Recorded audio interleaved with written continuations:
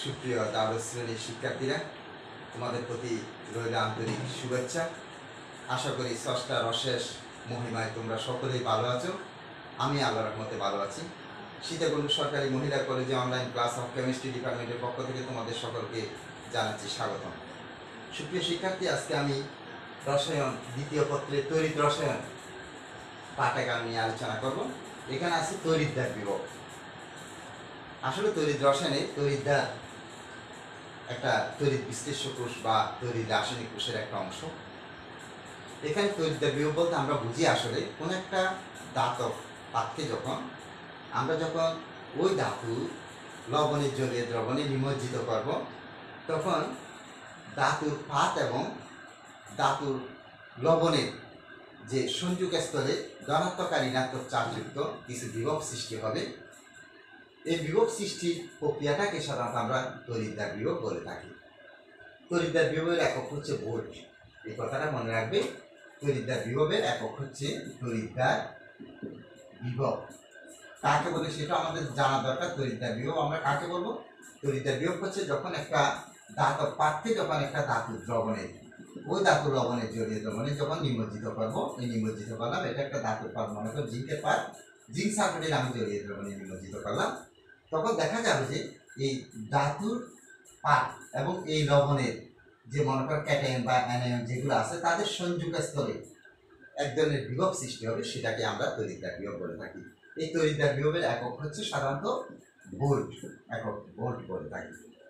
সাধারণত এই তড়িৎদ্বার বিভব এবং জলীয় দ্রবণে যখন নিমজ্জিত করা হয়, ওই ধাতুর লবণের জলীয় দ্রবণ যখন নিমজ্জিত হয়, তখন এখানে কিছু ঘটনা ঘটে থাকে।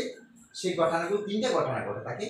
একটা ঘটনা হচ্ছে যে যখন একটা ধাতব পাত্রে যখন এই তার লবণের জলীয় দ্রবণে যখন নিমজ্জিত করা হবে, সেখানে কিন্তু এই ধাতুর পাত এবং এই ধাতব আয়নের মধ্যে কিছু রাসায়নিক পরিবর্তন ঘটতে পারে, নাও ঘটতে পারে, কিন্তু না ঘটার সম্ভাবনা এখানে বেশি। কিন্তু যখন বিদ্যুৎ প্রবাহিত করা হবে, তখন এখানে রাসায়নিক পরিবর্তন সংঘটিত হবে।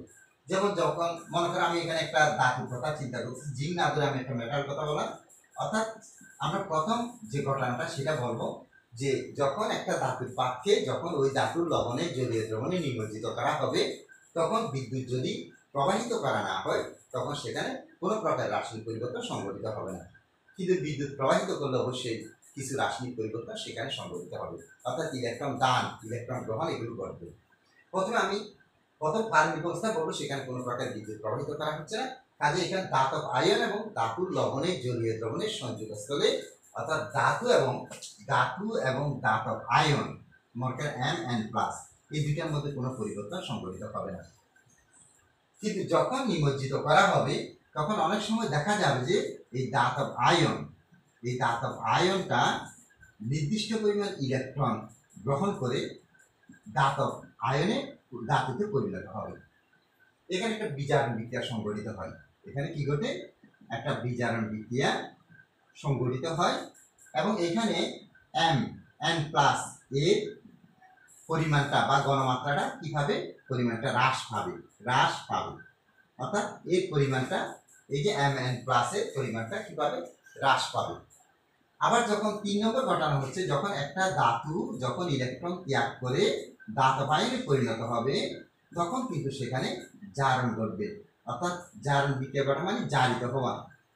সেক্ষেত্রে দেখা যাবে যে Mn+ এর পরিমাণ কিভাবে বৃদ্ধি পাবে।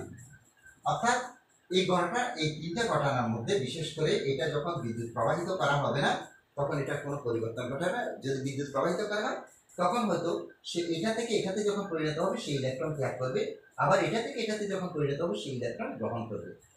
ইলেকট্রন গ্রহণ যখন করবে, সেখানে বিজারিত হচ্ছে, বিজারণ বিক্রিয়া ঘটা মানে বিজারিত হওয়া, অর্থাৎ সেখানে কিন্তু যে আয়নটা বিক্রিয়কে থাকবে তার পরিমাণটা সবসময় কিভাবে হ্রাস পাবে।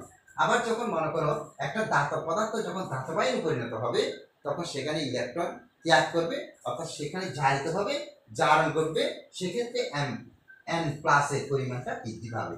অর্থাৎ এখান থেকে একটা এই যে রিঅ্যাকশনটা সংঘটিত হবে, এই যে ইলেকট্রন ত্যাগ করে Mn+ N ইলেকট্রন হবে।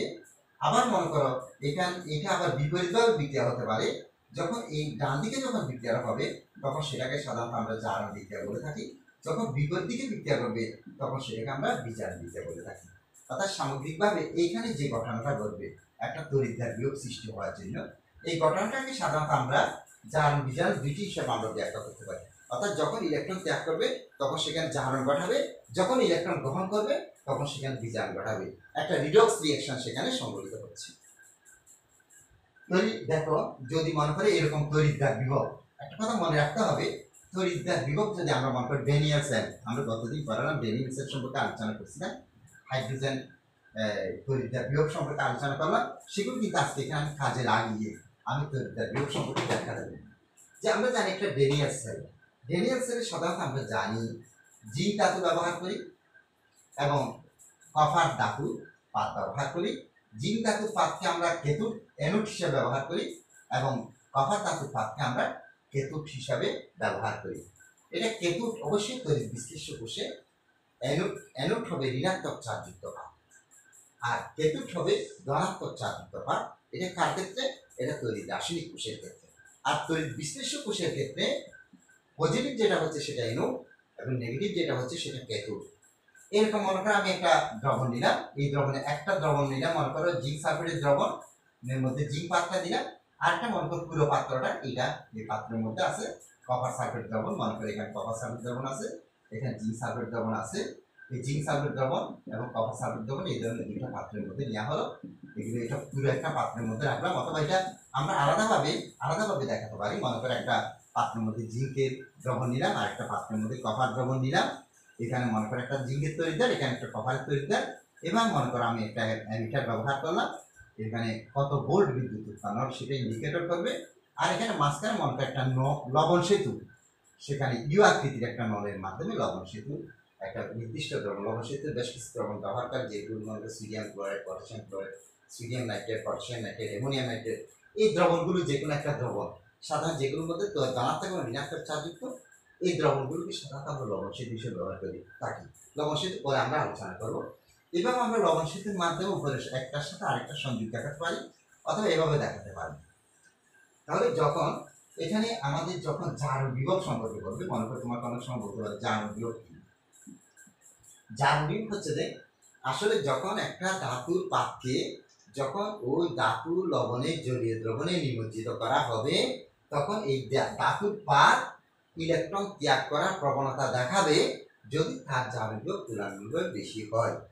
ইলেকট্রন ত্যাগ করার ফলে অর্থাৎ ইলেকট্রন ত্যাগ করে জিঙ্ক 2+ আয়নে পরিণত হবে, সেক্ষেত্রে তড়িৎদ্বার এবং জিঙ্ক আয়নের লবণের মধ্যবর্তী স্থানে যে বিভব সৃষ্টি হবে সেটাকে সাধারণত আমরা জারণ বিভব বলব।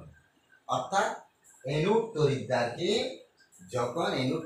একটা ধাতব পাতকে যখন ওই ধাতুর লবণের জলীয় দ্রবণে নিমজ্জিত করা হয় তখন যদি ধাতুর পাত লবণের জলীয় দ্রবণে ইলেকট্রন ত্যাগের মাধ্যমে মনে করো দ্রবণের মধ্যে জিঙ্ক এরকম একটা আয়ন সৃষ্টি করে, যে ধাতুটা ব্যবহার করবে সেই ধাতুর আয়ন হিসাবে মনে করো দ্রবণের মধ্যে চলে আসে, তখন ধাতুর পাত এবং দ্রবণের মাঝখানে যে বিভব পার্থক্য সৃষ্টি হবে সেটাকে সাধারণত আমরা জারণ বিভব বলব। এখানে মনে করো সাধারণত এই জিঙ্ক ইলেকট্রন ত্যাগ করে জিঙ্ক 2+ যাবে, যদিও এখানে জিঙ্ক সালফেট দ্রবণ আছে, এরপর জিঙ্ক ইলেকট্রন ত্যাগ করে জিঙ্ক 2+ আয়ন হবে, মনে করো 2+ আয়ন হলো প্লাস সেই দুইটা ইলেকট্রন ত্যাগ করলো। এখানে এই বিক্রিয়াটা যখন সংঘটিত হবে এটা জিঙ্কের এই ধরনের একটা মনে করো সংযোগ স্থলে এই ধরনের একটা বিভব পার্থক্য সৃষ্টি হবে, সেই বিভব পার্থক্যের মান হচ্ছে মনে করো 0.76 ভোল্ট।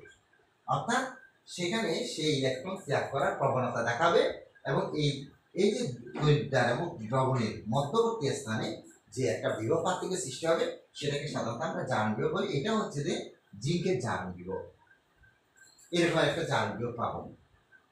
আবার মনে করো এখানে দেখা যাবে যে যখন কপার 2+ দ্রবণে আছে, সেই দ্রবণের 2+ এখানে যাবে, অর্থাৎ ইলেকট্রন গ্রহণ করে এখানে যে তড়িৎদ্বারটা আছে ক্যাথোড তড়িৎদ্বার, সেই ইলেকট্রন গ্রহণ করে কপার ধাতুতে পরিণত করবে, তখন কিন্তু এখানে একটা বিজারণ বিয়োগ সৃষ্টি হবে, এই দুইটার সংযোগস্থলে একটা বিজারণ বিয়োগ সৃষ্টি হবে, সেই বিজারণ বিয়োগটাকে সাধারণত আমরা বিজারণ বিয়োগ বলবো। Plus 0.34 volt. মনে করি এটা আমি আমার মুখস্থ বিদ্যা থেকে বললাম যে 34 ভোল্ট। আসলে কপার কপার কিন্তু হাইড্রোজেন নিচে অবস্থিত। যে সমস্ত ধাতব পদার্থ হাইড্রোজেন নিচে অবস্থিত তাদের কিন্তু জারণ বিয়োগ হচ্ছে নেগেটিভ। যারা হাইড্রোজেনের উপরে অবস্থিত তাদের জারণ বিয়োগ হচ্ছে পজিটিভ। আবার যে সমস্ত মৌল হাইড্রোজেনের উপরে সক্রিয়তাশীল যে আছে তাদের কিন্তু বিজারণ বিয়োগ হচ্ছে নেগেটিভ। আবার যারা হাইড্রোজেনের নিচে আছে ওই সমস্ত ধাতুর বিজারণ বিয়োগ হচ্ছে পজিটিভ। অর্থাৎ আসলে গত যে লেকচারে মনে করো গতবারের আগের দিনের লেকচারে যে আমি বলছিলাম যে কোনো একটা মনে করো ধাতুর সক্রিয়তা ক্রম তার ইলেকট্রন ত্যাগের উপর ইলেকট্রন বর্জনের উপর সাধারণত নির্ভর করে। যে যত সহজে ইলেকট্রন ত্যাগ করতে পারবে তার জারণ বিয়োগ তত বেশি হবে, এবং যার দেহ যার প্রবণতা বেশি তার জারণ বিয়োগ বেশি হবে। আর যে বস্তু ইলেকট্রন গ্রহণ করার প্রবণতা বেশি তার কিন্তু বিজারণ বিয়োগ বেশি হবে। এখানে কিন্তু আমরা জানি আসলে কিন্তু এর ইলেকট্রন ত্যাগ করার প্রবণতা বেশি, এর ইলেকট্রন ত্যাগ করার প্রবণতা কম, কিন্তু ইলেকট্রন গ্রহণ করার প্রবণতা বেশি। এর সাপেক্ষে এই দুটার যদি এই ধাতু এবং ধাতব দ্রবণের সাপেক্ষে যদি দ্রবণের মাঝখানে যে বিভব পার্থক্য সৃষ্টি হবে, যখন আমরা বিদ্যুৎ চালনা করব তখন এই জিঙ্ক আয়ন হিসাবে দ্রবণে যাবে, তখন এটা জারিত হওয়ার প্রবণতা বেশি দেখা যাচ্ছে, যেহেতু এই জারণ বিয়োগটা হচ্ছে কি পজিটিভ। আর এই জারণ বিয়োগ যেহেতু নেগেটিভ, এর বিজারিত হওয়ার প্রবণতা বেশি। অর্থাৎ যাদের জারণ বিভব পজিটিভ তাদের জারিত হওয়ার প্রবণতা বেশি, যাদের বিজারণ বিয়োগ পজিটিভ তাদের বিজারিত হওয়ার প্রবণতা বেশি। তাহলে এইগুলো একটু মনে রাখতে হবে যে আমরা যখন মনে করি ডেনিয়াসের বলছিলাম যে এই দুইটা বিক্রিয়া থেকে আমরা একটা মনে কর কোষ বিক্রিয়া পেয়ে থাকি। কোষ বিক্রিয়াটা কীরকম যে আমরা জানি জিঙ্ক প্লাস কপার 2 প্লাস এরু জিঙ্ক 2 প্লাস প্লাস কপার, এটা হচ্ছে একটা কোষ বিক্রিয়া। এবং এই দুইটা থেকে আমরা যে একটা কোষ পাবো, এই দুইটা অর্ধকোষ সম্পর্কে গতদিন বলেছিলাম, অর্ধজারণ কোষ, জারণত কোষ, বিজারণত কোষ সম্পর্কে বলছিলাম। এই জারণত কোষ বিজারণত কোষকে যখন একত্রিত করব, অর্থাৎ এই কোষ বিক্রিয়া থেকে আমরা যে একটা কোষ গঠন করব সেটা হচ্ছে যে কোষের গঠন, অর্থাৎ একটা পূর্ণাঙ্গ কোষ। যে এখান থেকে আমরা কি পাবো, এটা জারিত হচ্ছে সেই জন্য zinc single cell zinc 2 plus double cell copper 2 plus single cell copper. এখানে মনে করো আমরা জানি আসলে ইনক সেল অর্থাৎ বর্তনী উন্মুক্ত অবস্থায় যদি একটা এনক তরিদ্বারের জারণ বিয়োগ এবং ক্যাথোড তরিদ্বার বিজারণ বিয়োগের সমষ্টিকে সাধারণত আমরা কোষের ইউনিয়ন বলে থাকি, অর্থাৎ কোষের তড়িৎচালক বল বলে থাকি, ইলেকট্রোমোটিভ ফোর্স বলে থাকি। তাহলে মনে করো এখানে এটা হচ্ছে জারণ বিয়োগ, এটা বিজারণ বিয়োগ, এই দুইটার সমষ্টি সাধারণত আমরা কোষের ইউনিয়ন বলে থাকি বর্তনী মুক্ত অবস্থায়। আর যদি মনে করো তাদের জারণ বিয়োগ পার্থক্য বিজারণ বিয়োগ পার্থক্য, এক্ষেত্রে আমরা কোষের ইএমএফ এর সংজ্ঞা দিতে পারি, অর্থাৎ উন্মুক্ত অর্থাৎ বর্তনী মুক্ত অবস্থায় দুইটা তড়িৎদ্বারের জারণ বিয়োগ বা বিজারণ বিয়োগের পার্থক্যকে সাধারণত আমরা কোষের ইএমএফ বলে থাকি। অথবা কোষের ইএমএফ হচ্ছে একটা তড়িৎ বিশ্লেষ্য তড়িৎ রাসায়নিক কোষের জারণ বিয়োগ এবং বিজারণ বিয়োগের সমষ্টিকে আমরা কোষের ইএমএফ বলে থাকি। অনেক রকম করে আমরা সংজ্ঞাটা দিতে পারি। সুপ্রিয় শিক্ষার্থী, তাহলে মনে করো আমি যে ডেনিয়াল সেলের ক্ষেত্রে বললাম এগুলোর ভিত্তিতে মনে করো আমরা সাধারণত কিছু তথ্য ব্যাখ্যা করতে পারি। যে মনে করো কি কি ক্ষেত্রে জারণ বিয়োগগুলো আমরা গ্রহণ করব, অর্থাৎ কি কি ক্ষেত্রে আমরা বিজারণ বিয়োগ গ্রহণ করব সেই সম্পর্কে আমরা ধারণা দিলাম। এখন এখানে তড়িৎদ্বার বিয়োগটা তো বললাম, এরপরে আরেকটা প্রমাণ তড়িৎদ্বার বিয়োগ। প্রমাণ তড়িৎদ্বার বিয়োগ আমরা কাকে বলবো? সুপ্রিয় শিক্ষার্থী, প্রমাণ তড়িৎদ্বার বিয়োগ হচ্ছে যে যখন একটা তড়িৎ রাসায়নিক কোষে মনে কর 25 ডিগ্রি সেলসিয়াস তাপমাত্রায় 1 অ্যাটমসফিয়ার চাপে 1 মোলার দ্রবণের মধ্যে যদি আমি কোনো একটা ধাতুর পাতকে নিমজ্জিত করি, অথবা হাইড্রোজেন মনে কর গ্যাস জাতীয় গ্যাস উৎপন্ন হবে, এই ধরনের প্লাটিনাম নিষ্ক্রিয় ধাতুর পাত যদি নিমজ্জিত করি, তখন সেখানে তড়িৎদ্বার এবং তড়িৎদ্বারের সংযোগস্থলে যে দ্রবণ আছে সেই দ্রবণের মধ্যে যে বিভব পার্থক্য সৃষ্টি হবে তাকে আমরা প্রমাণ তড়িৎদ্বার বিয়োগ বলে থাকি।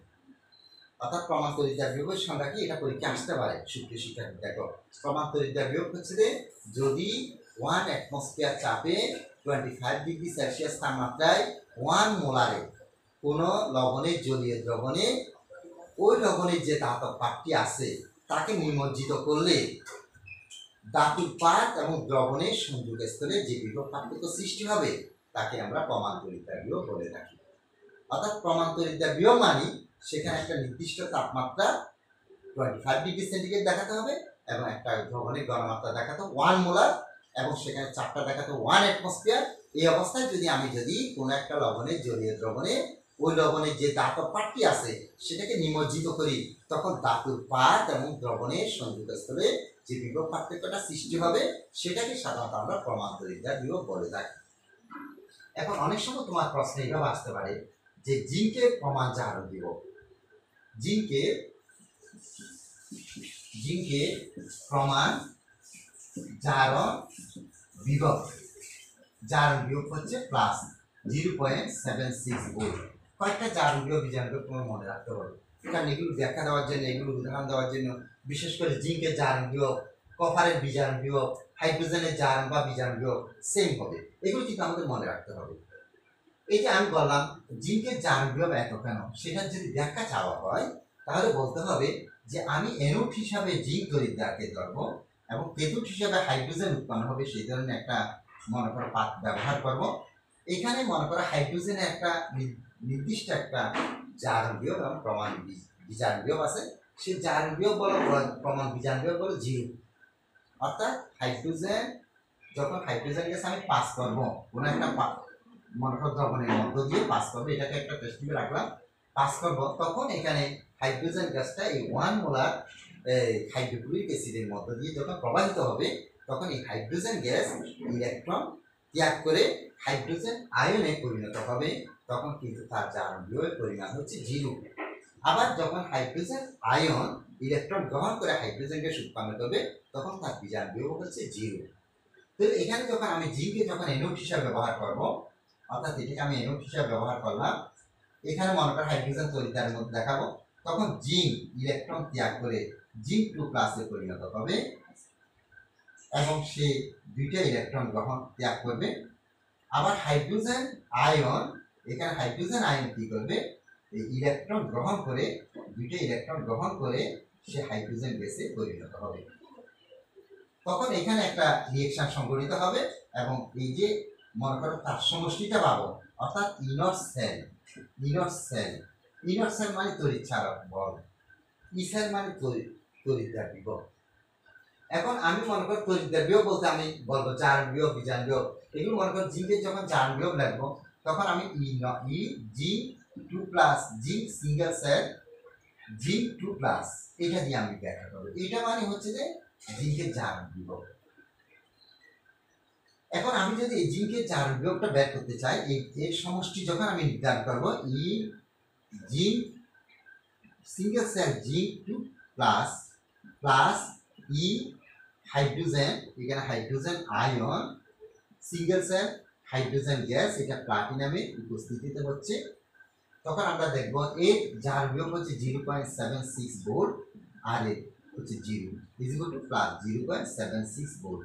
অর্থাৎ যখন আমি মনে করো অ্যানোড হিসাবে জিঙ্কে ধরা হবে, অ্যানোড যা দেখে ধরো তারা কিন্তু কি করবে, তারা মনে করে ইলেকট্রন প্রদান করবে, বিদ্যুৎ, এখানে মনে করে এটা সবসময় এই যেটা বিজারণ বিভব থাকবে সে এদিকে কি করবে, সে বিদ্যুৎ প্রদান করবে, বিদ্যুৎ প্রবাহ হবে, এটা মনে রাখবে।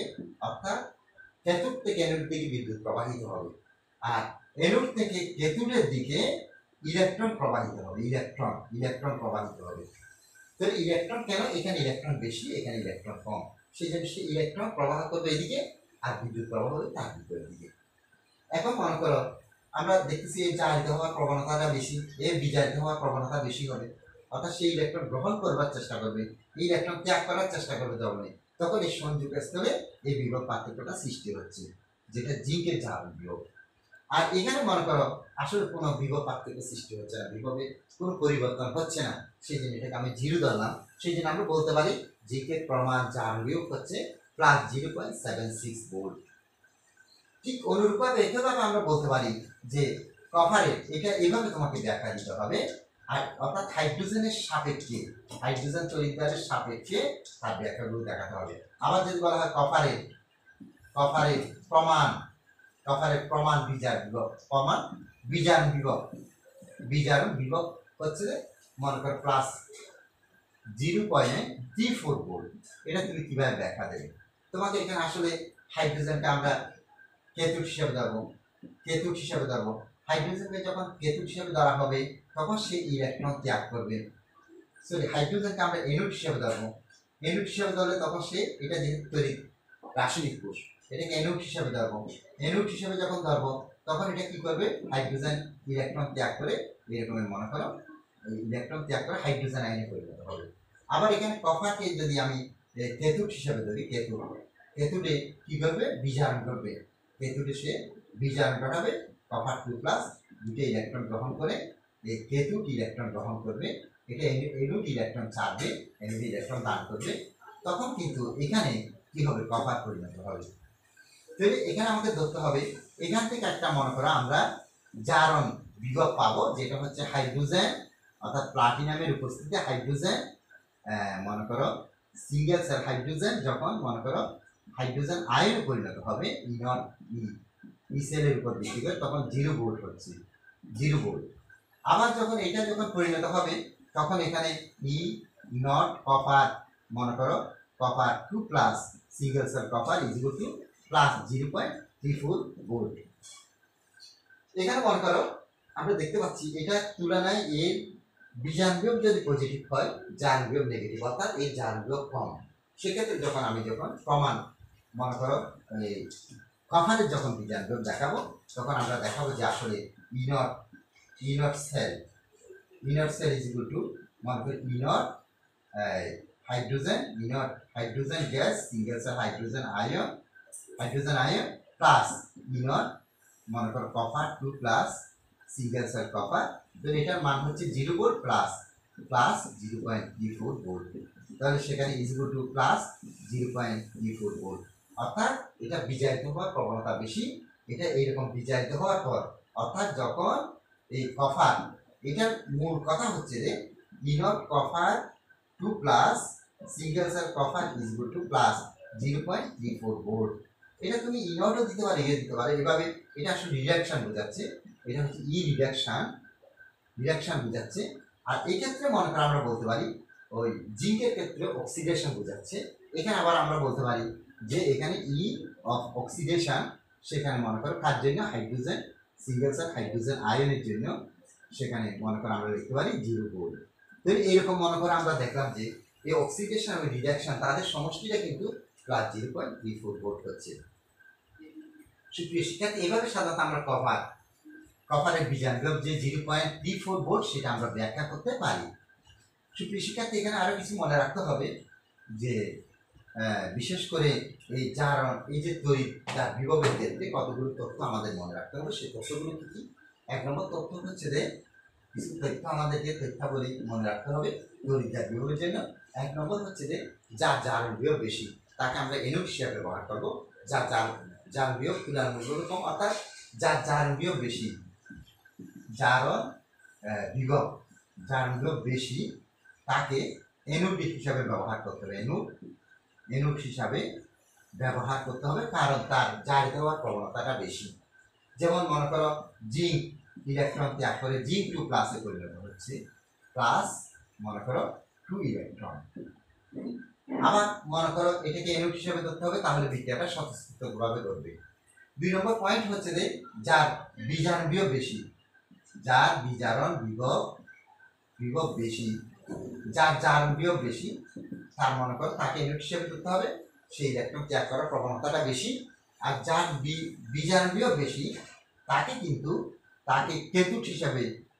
কেতুট পাত হিসাবে ধরে নিতে হবে, কেতুট পাতের মধ্যে এবং তার দ্রবণক কেতুটের মধ্যে নিতে হবে। তাহলে কিন্তু সেখানে বিজারিত হওয়ার প্রবণতা কিন্তু বেশি দেখা যাবে, যে ইলেকট্রন গ্রহণ করে সে কপার ধাতুতে পরিণত হচ্ছে। তারপর হচ্ছে 3 নম্বর পয়েন্ট হচ্ছে যার জারণ বিভব বেশি, অর্থাৎ যাকে আমরা এনোড হিসাবে ধরবো সেটা সবসময় তড়িৎদ্বার অর্থাৎ রাসায়নিক কোষে সেটা বাম তড়িৎদ্বার হিসেবে থাকবে, এবং যার জারণ বিভব তুলনামূলক কম তাকে অবশ্যই ডান তড়িৎদ্বার হিসেবে ব্যবহার করবো। তাহলে সেখানে বিক্রিয়াটা অবশ্যই স্বতঃস্ফূর্তভাবে করবে, এটা মনে রাখবে, স্বতঃস্ফূর্তভাবে করবে। 4 নম্বর পয়েন্ট হচ্ছে যে যার জারণ বিভব কিন্তু প্রত্যেকটা ধাতু জারণ এবং বিজারণ বিভব সমান, তবে কিন্তু তাদের মনে করো চিহ্নটা বিপরীত হবে। যেমন আমি মনে করো বললাম যে জিঙ্কের জারণ বিয়োগ হচ্ছে কত প্লাস, মনে করো zinc single cell zinc 2 plus, এই জারণ বিয়োগ হচ্ছে ই অফ অক্সিডেশন এই জারণ বিয়োগ হচ্ছে প্লাস 0.76 ভোল্ট। ঠিক একই রকম ভাবে যদি আমি যদি এটা বিজার বিয়োগ লিখি যে zinc 2 plus single cell zinc, অর্থাৎ এটা হচ্ছে E reduction is equal to -0.76 volt, অর্থাৎ তাদের মানটা কিন্তু সমান, কিন্তু দেখা যাচ্ছে যে চিহ্নটা বিপরীত, একটা পজিটিভ হলে একটা নেগেটিভ হচ্ছে, বিপরীত হচ্ছে। এটা কিন্তু মনে রাখতে হবে। এইভাবে সাধারণত আমরা ব্যাখ্যা দিতে পারি। মনে করো একটা যদি প্রশ্ন এভাবে থাকে, তাহলে এই যে আমি আলোচনা করলাম তড়িৎদ্বার বিয়োগ সম্পর্কে, তোমরা সুপ্রিয় শিক্ষার্থী তড়িৎদ্বার বিয়োগ সম্পর্কে আমি কি কি আলোচনা করেছি, তাহলে তড়িৎদ্বার বিয়োগ কাকে বলে সেটা বললাম, তড়িৎদ্বার বিয়োগের একক কি সেটা বললাম, তারপর জারণ বিভব বিজারণ বিভব নিয়ে আলোচনা করলাম। তারপর মনে করো এই তড়িৎ চালক বল যে তুমি জারণ বিভব বিজারণ বিভবের সমষ্টির মাধ্যমে যে বের করতে হয় সেটাও বললাম। তার কোষের ইএমএফ বলতে কি বুঝো সেটা বললাম। প্রমাণ তড়িৎদ্বার বিভব কাকে বলে সেটা বললাম। একটা প্রমাণ তড়িৎদ্বার বিভব যেমন জিঙ্কের প্রমাণ তড়িৎদ্বার প্রমাণ জারণ বিভব যে পয়েন্ট প্লাস পয়েন্ট সামথিং, এবং কপারের প্রমাণ বিজারণ বিভব প্লাস মনে করো সামথিং দিয়ে প্লাস ভোল্ট এত ভোল্ট, এগুলো যে মনে করো যে জিঙ্কের কত প্লাস 0.76 ভোল্ট জারণ বিভব, আবার কপারের বিজারণ বিভব যে প্লাস 0.34 ভোল্ট, এগুলো কেন হচ্ছে কিভাবে হচ্ছে সে সম্পর্কে আমি ধারণা দিলাম।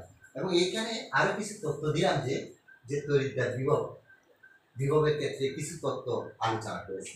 এবং এগুলো আমি যদি একটা কথা বলি যে মনে করো টিনকে, তোমাকে একটা প্রশ্ন করবো, টিনকে SN4 প্লাস থেকে বা হতে SN2 প্লাস এ বিজারিত করা যাবে কি, বিজারিত করা যাবে কি, এই ধরনের মনে করো প্রশ্ন দিল। তবে এটা বিজারিত করা যাবে কি না সেটা জানতে হলে আমাদের তাদের বিজারণ বিভব বা জারণ বিভব আমাদের জানতে হবে। যদি তোমাকে বলা হয় SN4 plus single cell SN এর বিজারণ বিভব হচ্ছে মনে করো প্লাস 0.15 ভোল্ট, আবার বলবে SN2 plus single cell SN is equal to plus 0.15 volt, এই ধরনের মনে করো একটা প্রশ্ন দিল তোমাকে, এটা বিজারিত করা যাবে কিনা। যদি মনে করো এখান থেকে এখানে যে আমি পাবো, আমার মূল কথা হচ্ছে যে আমাকে SN4 প্লাস ইলেকট্রন গ্রহণ করে SN2 প্লাসে পরিণত হবে। এটার মানটা যদি এই যে SN4 plus single cell SN2 plus এর মান যদি পজিটিভ হয় অবশ্যই বিজারিত করা যাবে, আর নেগেটিভ হলে বিজারিত করা যাবে না, কারণ এটা তো বিজারণ বিভবের জন্য প্রযোজ্য। সে যদি পজিটিভ হয় তাহলে অবশ্যই বিজারিত হবে, আর যদি নেগেটিভ হয় তাহলে বিজারিত হবে না। তো সুপ্রিয় শিক্ষার্থী, আমি যদি এই মানটা যদি আনতে চাই তাহলে আমাকে এখানে SN4 প্লাস আমরা জানি 4টা ইলেকট্রন গ্রহণ করে SN এ পরিণত হবে। আবার মনে করো SN এ পরিণত হবে তখন কিন্তু তার এই মনে করো E naught SN4 plus single cell SN is equal to plus 0.15 volt. আবার যখন মনে করো এই SN2 প্লাসকে যখন দুইটা ইলেকট্রন গ্রহণ করা হবে তখন সে SN এ পরিণত হবে, তখন তার বিজারণ বিভব হচ্ছে SN2 plus single cell SN is equal to plus 0. মানে দুইটাতে আমি সমান দিলাম, এটা 4 দিই, এটা 4 মানে 0.14 ভোল্ট। দেখো সুপ্রিয় শিক্ষার্থী, আমি যদি এটা বিয়োগ করি তাহলে এখানে আমরা কত পাবো, SN4 প্লাস পাবো, এটা ক্যান্সেল হয়ে যাবে, তারপর এখানে প্লাস 2 ইলেকট্রন পাবো, এটা মাইনাস, তো ডান দিকে দিলে প্লাস হবে SN2 প্লাস, তখন আমি এখানে E naught E of SN4 plus single cell SN2 plus এটা পেয়েছি। এখানে আমরা পাচ্ছি যে যদি আমরা যদি বিয়োগ করি এটা প্লাস 0. এটা সাইনটা পাল্টে যাবে 0.01 ভোল্ট। যেহেতু সুপ্রিয় শিক্ষার্থী আমি এখানে পজিটিভ মান পেয়েছি তাহলে অবশ্যই বিজারিত করা যাবে, অবশ্যই কি, অবশ্যই বিজারিত করা যাবে। এবার প্রশ্ন আসতে পারে, অনেক সময় এগুলো উদ্দীপক হতে পারে। সুপ্রিয় শিক্ষার্থী, আরেকটা মনে করো আমি একটা প্রশ্ন দিচ্ছি যে আরেকটা নিয়ে আলোচনা করি, এরকম এই টাইপের প্রশ্ন। মনে করো তোমাকে যদি বলা হয় যে জিঙ্ক এবং কপার এর মধ্যে কোনটি সহজে সহজে সহজে 2 প্লাস আয়নে এ পরিণত হবে। তবে আমাদেরকে এখানে জানতে হবে zinc single cell zinc 2 plus রিজিওটা আমরা কিছুক্ষণ আগে থেকে জেনে আসতেছি, তার জারণ বিয়োগ হচ্ছে 0.76 ভোল্ট। এবং আমরা আরো জানি copper 2 plus single cell copper is equal two মনে করো প্লাস 0.34 ভোল্ট। আমি কিছুক্ষণ আগে বলছিলাম যার জারণ বিয়োগ বেশি সে সহজে আয়নে পরিণত হবে। তাহলে এখানে এটা জারণ বিয়োগ তো এটা জানলাম, এটা যদি বিজারণ বিয়োগ এরকম হয় তাহলে copper single cell copper 2 plus সমান শিক্ষার্থী কি হবে? এটা যদি পজিটিভ হয় এটা নেগেটিভ 0.34 ভোল্ট। এটাও জারণ বিয়োগ, এটাও জারণ বিয়োগ। কার জারণ বিয়োগ বেশি? অবশ্যই এটা পজিটিভ। এটা পজিটিভ হওয়া মানে এটা 0 থেকে বড়, আর এটা নেগেটিভ হওয়া মানে 0 থেকে ছোট। এটা তো 0 না, 0 থেকেও ছোট। তাহলে অবশ্যই সহজে জানতে হবে জিঙ্ক সহজে অর্থাৎ প্রথমে বা সহজে জানতে হয়ে, এটা মনে করো জানতে হয়ে মধ্যে কোনটি সহজে 2 প্লাস আয়নে পরিণত হবে জানতে হবে।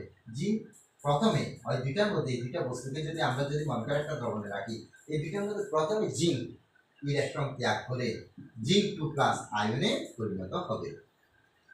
অর্থাৎ জারণ বিয়োগ যার বেশি এবং যার বিজারণ বিয়োগ বেশি সে সহজে বিজারিত হবে। এখন যদি আমি বিজারিত কোনটা সহজে বিজারিত হবে, বিজারিতের জন্য তার প্লাস টু আসতেছে না, ইলেকট্রনকে সহজে গ্রহণ করবে, সেটার জন্য তখন হবে যে কপার সহজে ইলেকট্রন গ্রহণ করবে। এটা যেহেতু বিজারণ বিয়োগ এত, কিন্তু জারণ বিয়োগ কি হবে? অর্থাৎ এটা জারণ বিয়োগ কি হবে? এটা জারণ বিয়োগ হবে মনে করো কপার, এটা বিজারণ বিয়োগ দিলাম, এটা বিজারণ বিয়োগ কিরকম হবে? এটা ইনর মনে করো zinc 2 plus single cell zinc is equal to -0.76 volt. সেক্ষেত্রে দেখা যাবে যে বিজারণ বিয়োগ কার বেশি? বিজারণ বিয়োগ হচ্ছে কপার বেশি, কাজে কপার সহজে বিজারিত হবে। সুপ্রিয় শিক্ষার্থী, তখন আমি আজকে তড়িৎদ্বার বিয়োগ সম্পর্কে আলোচনা করেছি, তোমরা একটু দেখে নেবে। এগুলো বুঝে আসলে সহজ, একটু চর্চা করতে হবে, না হয় এগুলো মনে থাকবে না। এখানে মূল প্রশ্ন হচ্ছে জারণ বিয়োগ বিজারণ বিয়োগ, এগুলো আমাদের জানা দরকার।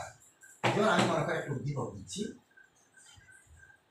উদ্দীপকটা হচ্ছে যে এই যে কিছুক্ষণ আগে দিলাম Sn মনে করো এটা 1 দিয়ে দিচ্ছি, Sn 4 plus single cell Sn is equal to plus 0.15 volt এবং Sn 2 plus single cell Sn is equal to plus 0.14 volt. এটা একটা বাসার কাজ। সুপ্রিয় শিক্ষার্থী, আমি একটা বাসার কাজ দিচ্ছি। বাসার কাজটা হচ্ছে যে মনে করো আজকে উদ্দীপক নম্বর হচ্ছে উদ্দীপক নং হচ্ছে 48 নম্বর উদ্দীপক। 1 নম্বর দিয়ে আমি দিচ্ছি যে এখানে যে Sn 4 plus single cell Sn is equal to plus 0.15 volt, মনে করো 15 ভোল্ট এবং Sn 2 plus single cell Sn is equal to 0.12 volt, মনে করো। 2 নম্বর দিলাম যে কপার মনে করো zinc single cell zinc 2 plus is equal to plus 0.376 volt এবং copper 2 plus single cell copper is equal to plus 0.34 volt. এই উদ্দীপকটার আলোকে নিম্নলিখিত প্রশ্নে জবাব দাও। ক দিয়ে দিচ্ছি যে প্রমাণ তড়িৎদ্বার বিভব কি? প্রমাণ তড়িৎদ্বার বিভব কি? এটা দেখবে। ক হচ্ছে তড়িৎদ্বার বিভব সংগঠনে মূলনীতি ব্যাখ্যা করো। মূলনীতি লিখো, সংগঠনের মূলনীতি লিখো, এটা বলবো। গ দিয়ে আমি লিখছি যে উদ্দীপকে 1 নং এর জন্য SN4 প্লাস কে SN4 প্লাস কে SN2 প্লাসে বিজারিত করা যাবে কিনা ব্যাখ্যা করো। বিজারিত করা যাবে কি ব্যাখ্যা করো। ক দিয়ে দিচ্ছি উদ্দীপকে 2 নং এর জন্য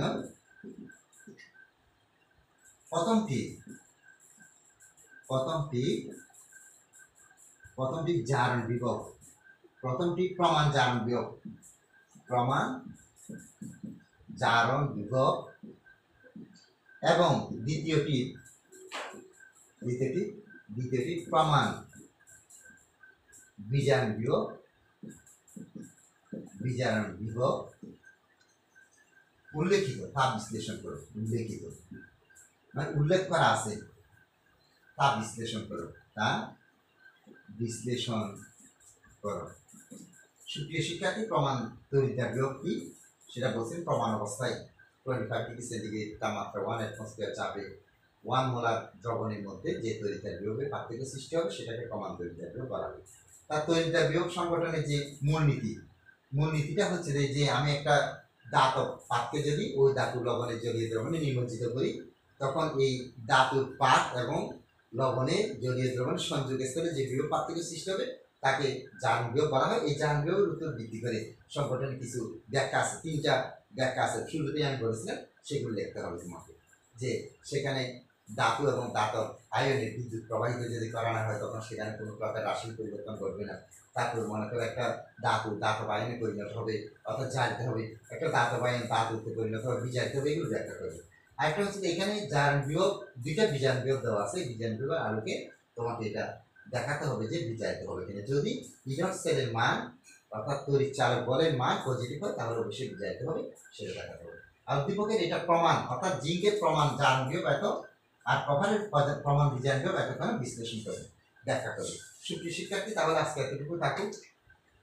তোমরা সবাই সুস্থ থাকো, ভালো থাকো এবং সরকার কর্তৃক নির্ধারিত স্বাস্থ্যবিধি মেনে চলো, এই আশাবাদ ব্যক্ত করে আজকে আলোচনা এখানে শেষ করলাম। সবাইকে আন্তরিক ধন্যবাদ। আল্লাহ হাফেজ।